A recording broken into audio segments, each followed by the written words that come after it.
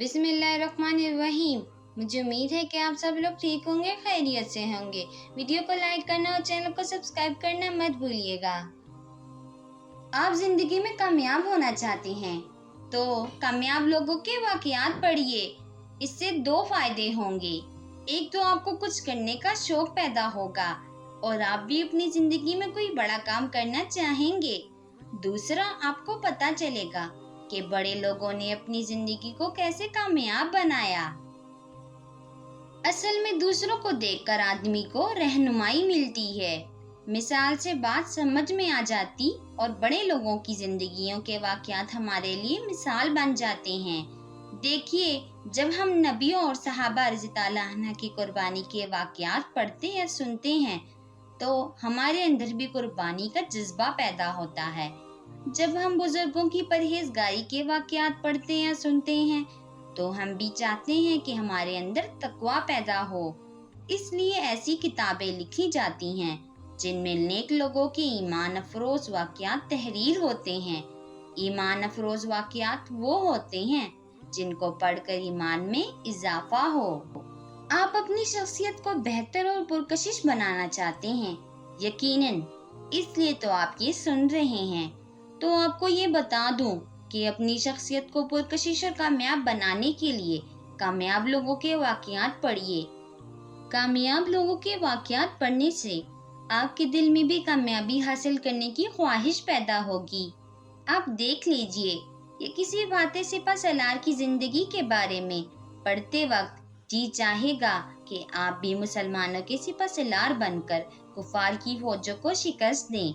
इसी तरह किसी आलिम की जिंदगी का कोई वाकया पढ़ते हुए जी चाहेगा कि हम भी खूब दीन का इल्म हासिल करके इसी तरह दीन की खिदमत करें।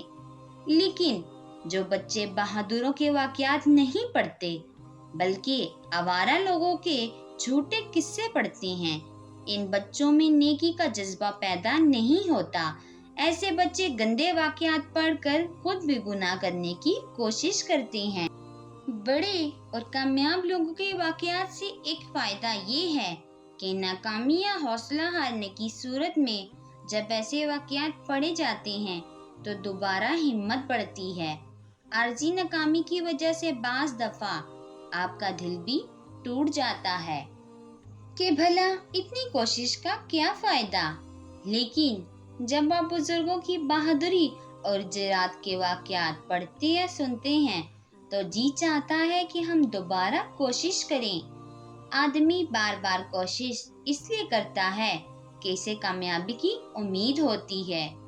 आपने वो हदीस शरीफ तो सुनी होगी जिसमें बताया गया है कि बुरे दोस्त की सोबत का क्या नुकसान है और अच्छे दोस्त की सोबत का क्या फायदा है।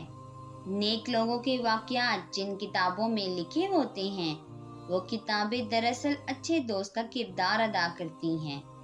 जिन किताबों में आवारागर्दी और गुनाहों के वाकयात दर्ज होते हैं, ऐसी किताबें और रसाले बुरे दोस्त का काम करती हैं। अब आप खुद बताइए कि आप अच्छे दोस्त पसंद करते हैं या बुरे लोगों से दोस्ती करना चाहते हैं।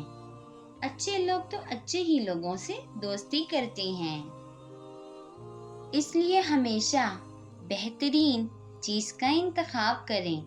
हमेशा उस चीज़ का इंतखाब करें जो आपको फ़ायदा पहुंचाए, नुकसान नहीं। वीडियो को लाइक करना और चैनल को सब्सक्राइब करना मत भूलिएगा। तब तक के लिए अल्लाह हाफिज़।